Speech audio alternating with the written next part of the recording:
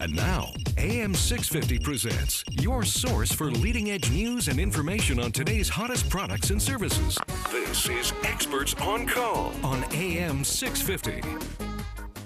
Well, welcome to talk about Strata Experts on Call AM 650. I'm Tony Giovento, your host.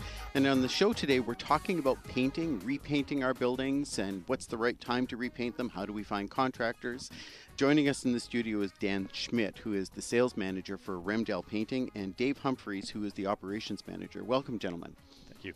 Good morning. Great to have you on the show so we can kind of walk through the construction process, the decision-making process that Strata corporations have to go through, and basically, you know, all the kind of things that the client deals with to give them a sense of the right questions to ask, who to talk to, you know, how to make the right decisions, and how to avoid some of the landmines that they're dealing with when they're repainting their buildings. It can be a confusing process, can't it? Well, you know, one of the things that we'll talk about is how do the Strata know that they're getting what they're paying for? You know, how do they actually get a reasonable comparison? So maybe let's just use an example of a building that you guys have recently done on a project, and start with kind of the construction process and the decision-making process that the Strata Corporation has to start dealing with. So do you have a recent project that comes to mind that's probably the most appropriate to talk about? We recently did a larger townhome project in the South White Rock area, and it ended up being a phase project because it was so large. But a number of townhomes in it, and what we ended up doing there was meeting really early on with the Strata to discuss some of the things that need to be put in place before contracts are drawn up, before work begins. And there's a handful of things really that need to be thought of before you even get going, I would say. So I guess the biggest question first is, when does a Strata know it's the right time to paint? Right, so it's, you know, your paint coatings and textures on your buildings. You have different materials, different types of paint surfaces. You know, what's the durability and how do they know? So we now have depreciation reports in British Columbia. Strata has a depreciation report that says in 2016 the building is due for repainting. It will be running out its life expectancy of the protection on the building surfaces, and they need to be repainted. But how do we know it's the right time? At what point does the Strata dive in and do more further inspection and figure out what the right appropriate measures are? When's the right time to get the painting done? What are the right decisions to make? Mm-hmm. I think the manufacturers would say that there should be a cycle of repainting every 7 or 8 years. And if you've had a depreciation report done, then they would give you kind of a rough ballpark number as to when they think, based on when it's done previously. But we know that the environment around our places are very different, right? One side of your building may get a lot more weathering than another side. Right. And so there's a couple of aesthetic things you might look for. I mean, you might just be deciding to change the color. You know, you don't like the 1970s coral and teal colors that are on the building. But there's some other more obvious things. If there's peeling on your building, that's a pretty good sign that your paint is beginning to fail, that the substrate, there's some inadequacies there. Or if the wood is showing through, you're seeing some damage on the wood, or maybe even some wood rot, those are good signs that the protection of the paint is going on. Mm-hmm. There'll be a breakdown of that substrate, and that's what that's what paint does. It covers up that substrate, protects it from the environment around the buildings. And I think once you're at the cracked and peeling paint stage, repainting is needing to be done immediately. Well, one of the other problems that we encounter with cracked or peeling or lifting paint is that we get more moisture in behind that. That accelerates the deterioration of the wood product. So, you know, a lot of people always ask and call and they say, well, we now have algae on our buildings, you know, and we have, you know, moss and algae growing on the paint surfaces. You know, what does that do to the cycle of the painting, and are there ways we can prevent it? And you know, are there ways that we can prolong the life of the paint surface before we get to it? Yeah, there sure are, Tony. A regular maintenance schedule for the exterior of any Strata unit complex is very important. And again, as Dan mentioned, different climate areas affect definitely where moss will grow and algae will grow. Was it north facing? Is it south facing? Is it along a green belt? That cleaning schedule needs to be maintained to promote the longevity of that coating.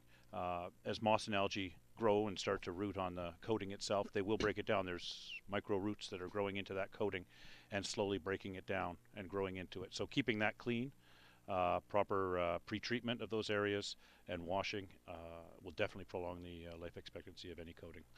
Well, one of the projects, maybe you guys can talk more about this, one of the projects that recently have decided to go ahead have talked about that they're going to be incorporating paint products that have algicides in them now, which help to reduce the growth of algae and help to prevent the cycle of the growth. Is there better life expectancy with these projects? With these products? Yeah. So most products, by their nature, have to have a certain amount of mildewicides and algicides built into them.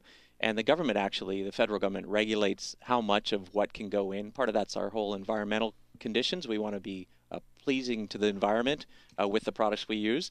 But we also want to be able to prevent mildew growth. There are some newer products that actually are almost mildew proof in the sense that they'll provide some extra levels of protection against that. They do typically cost a premium, but you get that extra life out of it. Regardless of whether you use those kind of products, if you use a top branded product and you like something that's been approved, say, by the Master Painter Association, or if you use one of these newer mildewicide proof products, or mildew proof products rather, both of those will give you longer life. I would still recommend a maintenance cycle, as Dave was talking about, and what that really means is if you're planning on painting every 8 years, say, pick the midpoint at least. And in the middle of it, plan to do a washing of the buildings. So say on a 4-year cycle, you're doing a washing, and every time you do the second washing, you also would paint the buildings. Right. So it becomes both a short-term maintenance plan and a long-term renewal plan. Going back to the first step, though, that how does a strata know it's time to repaint the building? You know, there's some indications, but maybe we are in a community where we have individuals that don't really have any experience with construction and standards of construction and buildings.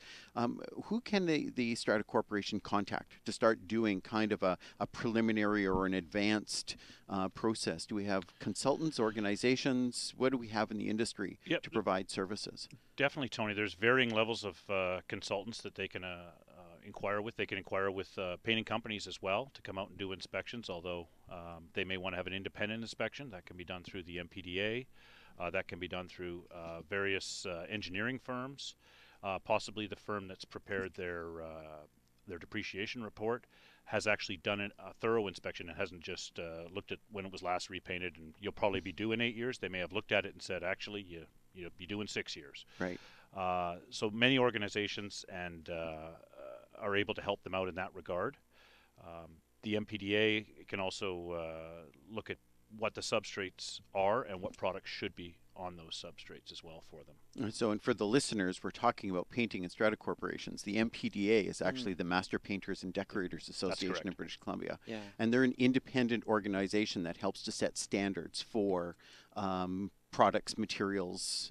Do they actually set published standards for conditions of construction for the industry, for the repainting industry? Yeah, so they've actually published 2 broad manuals. One of them addresses all the new construction world, and the one that we work with closely is their repainting manual, and it covers all both interior and exterior surface substrate preparation, how to prepare the work, and what products to use, what systems, what primers, all those kind of things. And then as an arm of that Master Painter Association, there's an inspection service, and that's where there's some senior folks that have been in the industry for quite a while.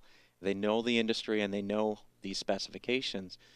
Those inspectors will come out and actually do these kind of reviews for a fee and allow you to get a written report that's unbiased and third party. Most painting contractors, and we do this a fair bit, get the call from a strata. Right. And the strata will say, you know what, I don't know if our building needs painting. Can you come by? Right. And frankly, we would love to. We'll meet with them, take a look at the kind of practical things that you can see on site. We'll give them a written note saying, here's what we see and what we think should be done, and maybe it doesn't need being done. Maybe it's got a couple of years left in it. Right.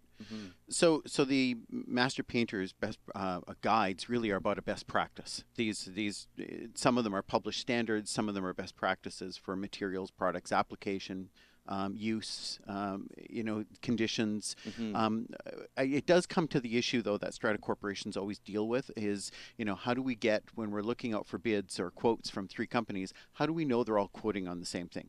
We're all apples to apples looking at the same quote as opposed to apples to Volkswagens, in which case nobody knows the difference between what the different bids are. And that, I think that's one of the exercises that strata corporations and their managers need some help with. Mm-hmm. So what would you recommend as they go through that process? There's two ways to look at that. They can look at getting a third-party inspection company involved to identify the substrates on their building, and that would be all substrates, be the vinyl siding, wood trims, cementitious panels, concrete, and analyze that for its condition and set a standard for that repainting that's distributed to all the contractors that would potentially be bidding on that work.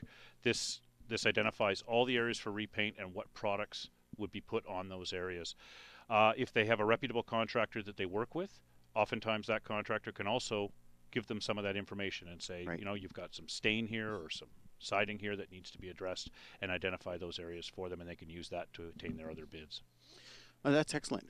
Well, joining us in the studio are Dan Schmidt and Dave Humphreys, and we're talking from Remdal Painting, and we're talking about Strata Corporation's repainting and going through the cycle of their buildings. So what are some of the challenges that you as contractors face when you're dealing with Strata Corporations?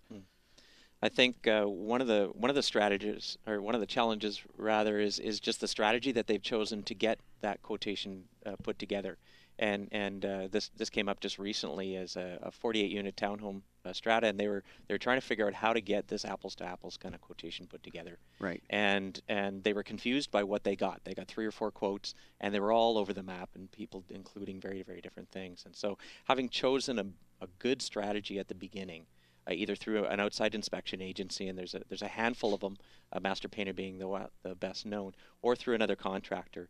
What they'd ended up doing was putting together about a 4-page Excel spreadsheet and the listing of all the different things they wanted done, and breakout of about 20 different prices and so on. For a contractor, that's a really daunting task now to do. And frankly, I'm not sure it gives them the best value. So the first thing is to start at the right place. Start with something that a contractor is going to be attracted to, that gives them a clear scope of work, that allows them to be able to bid clearly on and know exactly what they're bidding on, not have to have a lot of questions unanswered before they get into the bid process. And one of the challenges that everyone who lives in a strata, I think, experiences is that we have this history of carefree living in strata corporations, which we've converted into our minds as being cost-free living. But it's by no means cheaper to live in a strata than it is in a single-family home. You still have the collective use of maintenance, repairs, all of the cycle of construction, and all the liabilities that everybody shares together. So it's sometimes a daunting expense for a strata corporation to be looking at repainting their 140-unit complex, for example. Mm-hmm. It's not going to be one of those things where they're going to be looking at, well, it costs so much for a house, so we're in a strata, and so it's going to cost proportionately less. Just the staging and the site preparation and all the costs associated with much larger complexes are going to add cost to the overall construction that many people don't really think about. So, I know from my own experience, one of the challenges at attending strata meetings is that there are individuals who frequently try to torpedo the strata corporation's ability to get maintenance done, to get construction done, and get work done. So, the best identified construction, the best information that the owners can provide, can be provided from their strata council, often gives them the best opportunities. So when we go through this cycle, I guess communication is probably one of the elements that works best for you as contractors. It sure does, and I think for the Strata Council, the more information they can gather, accurate information when they present to their members, is going to present the project in a much better light as well. And so getting that third-party involvement and an assessment saying, this isn't a contractor telling us what needs to be done. This is an independent third party who has no benefit from this project going forward or not. Again, back to the depreciation reports, those are going to help the stratas obviously budget for these projects upcoming when they need a paint job, when they need a roof. And gathering those funds, slowly ahead of time probably makes it easier on them as well as they move forward. But having a good understanding of the exterior conditions of their building and the maintenance cycles, and that unfortunately isn't as fluid when councils change year to year. some of that information drops off, and has to be caught up again. But would be really helpful for them, again, when they're presenting to their Strata members. So Dan, if you looked at the worst case scenario strata that you dealt with, and they had a significant amount of damaged boards or rot or things that had to be dealt with, what do you think the additional contingency costs were on those contracts? Worst case, wow. I mean, we've seen places where they've had to replace entire walls and sections. So most of the time, if it's not structural kind of repairs, somewhere in the 20 to 25% contingency would be kind of that worst case. We normally recommend a minimum of 10%, and we would like it to be, if they do have wood repair or other repairs, that they're thinking about that 20% number. Much of which could be avoided if they routinely deal with paint surfaces, caulking, sealants, epoxies, all of those materials on the exterior of the building. So, I think it comes to the point where we're dealing with strata corporations who unfortunately pay for things twice, right? And there's only so much money that the communities have. It's one of the difficult things we have in our culture, is trying to get strata corporations building in efficiencies so that they're actually maintaining on a routine cycle. So we're going to take a quick break, and we'll be back. You are listening to AM 650's Talk About Strata. It's Experts on Call, and I'm Tony Gioventu, your host. Delivering relevant and beneficial consumer information. This is Experts on Call, and there's more still ahead on AM 650.